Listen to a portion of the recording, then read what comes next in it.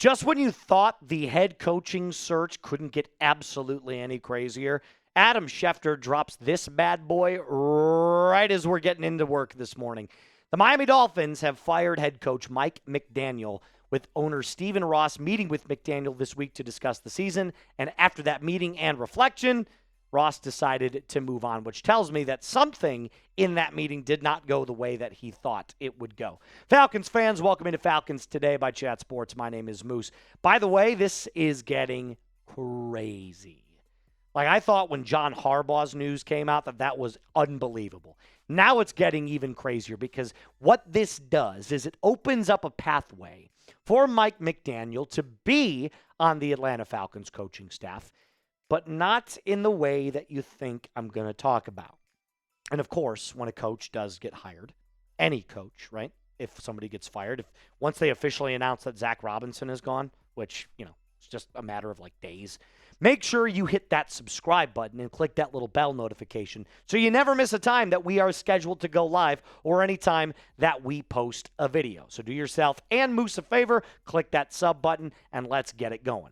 All right, so this feels like, to me at least, for the Miami Dolphins, like a move for John Harbaugh. Why on earth would you bring in your coach, talk about everything, and then days later decide, you know what?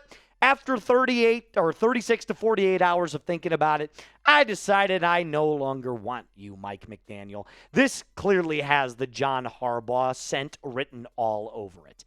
This is Stephen Ross telling you, I've got one shot to land John Harbaugh. I'm going to go all in for it. Because why on earth would they wait this long to fire him? If they really wanted Mike McDaniel gone, they would have done it on that Black Monday. Hell, the Falcons did it on Sunday. The Falcons got rid of Raheem like 6 hours after the game ended. It was insane how quick it was. And then everybody else in the NFL follows suit on either Monday or Tuesday. Why wait till Thursday? Oh, could it have anything to do with the fact that John Harbaugh got released on Tuesday afternoon? Just saying. And like I told you, I've got 4 choices right now for head coach. My top 4 choices are John Harbaugh, Clint Kubiak, Kevin Stefanski, and then Brian Flores. Those are my top 4. Notice you do not see Mike McDaniel's name on this list. Why? I don't want Mike McDaniel for head coach. I don't think he showed enough to be a head coach, and I don't think he should ever be a head coach ever again. I don't. But I also know that Arthur Blank is going all in on John Harbaugh, or at least someone would think that he's going all in on John Harbaugh. He will certainly be a candidate that we would like to spend some time with. Obviously, there's interest from Arthur Blank. Does that mean he's going to get him? Maybe, maybe not. I also know that the New York Giants and the Miami Dolphins seem very interested in getting John Harbaugh. So I'm sure you're wondering, Moose, what does this have to do with Mike McDaniel? Where does he fit in on all of this? Well, I would never be the one to say that I don't want this guy's brilliance and offensive scheme on the Dirty Birds. I just don't think he's a great leader. I mean, think about how many reports we heard this year of the Miami Dolphins players skipping player meetings, coming in late, not taking practice very seriously. It was just nonstop shenanigans down in South Beach. Part of that is because of the climate, the weather, the women, the party scene, but also because I don't think he ran a very tight ship. You need him as your offensive coordinator, someone that is just going to flex his brilliance no matter where it is and doesn't have to worry about managing an entire team. Now, I'm going to tell you what I mean here in just a little bit. Before I do that, though, if you want to support our quarterback one right now, because obviously Kirk Cousins seems to be gone, do it with this link that I've put in the comments and description of today's video, chatsports.com/MPJ shirt. If you want to get your Michael Penix Jr. shirt while you can, make sure you use that link that I'll put in the comments and description of today's video and start shopping the very best Atlanta Falcons gear today. I do not want Mike McDaniel for head coach. I will scream it from the mountaintops. He is not head coaching material, not for this team.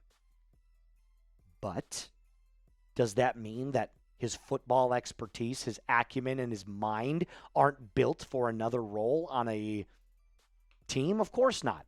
But tell me if this sounds familiar at all to you. When he's trailing at the half, it's really hard for him to come back. He's 4-24 as the Dolphins head coach when trailing at the half, so we can really only play with a lead.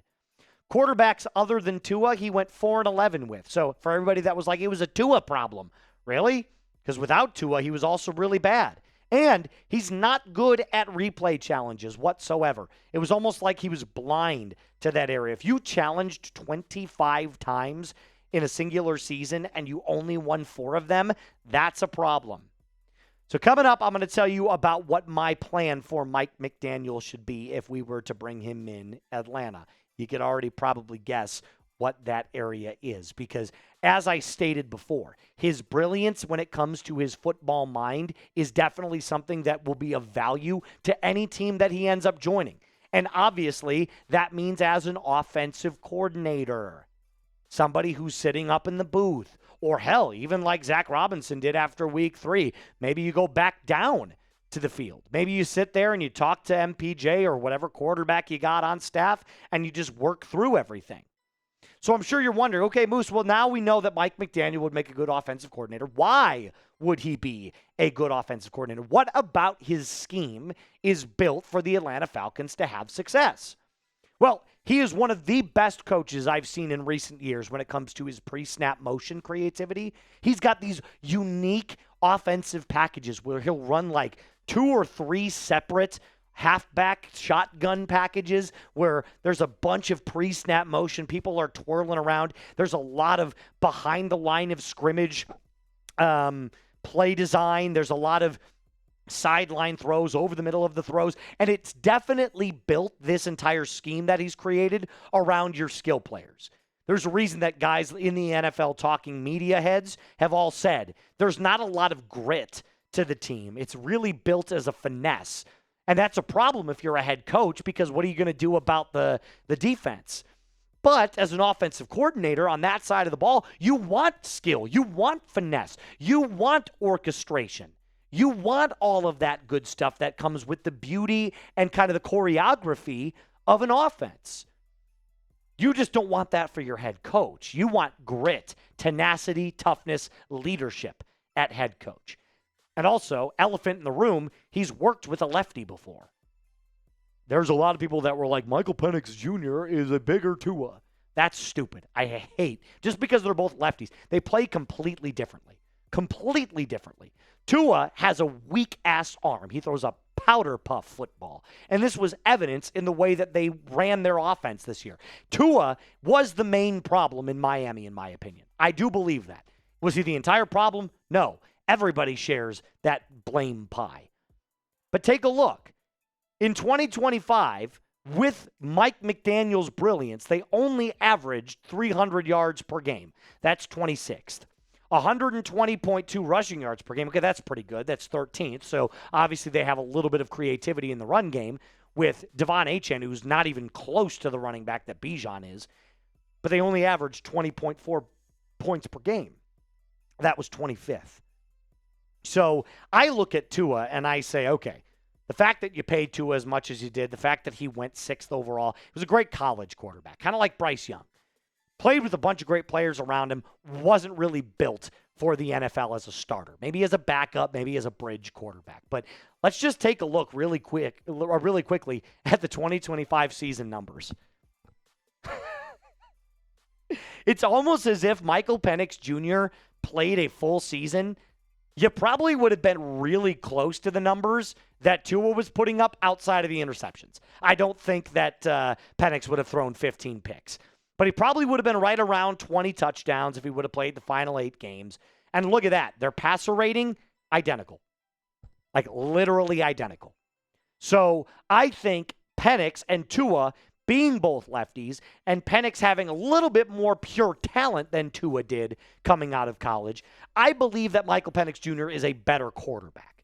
So don't get it twisted. I'm not here blowing smoke up your ass and saying Tua and Michael are the same. No, Penix is better than Tua.